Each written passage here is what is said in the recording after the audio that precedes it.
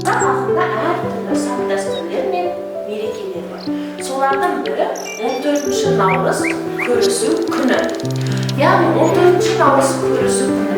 Бұл жерде үлкен ақсақалдарға жас балалар барып амандасады. Сол кезде үлкен ақсақалдар ол балаларға бір жасың құтты болсын деп бата береді. Міне осы мерекені көрісу күні дейміз.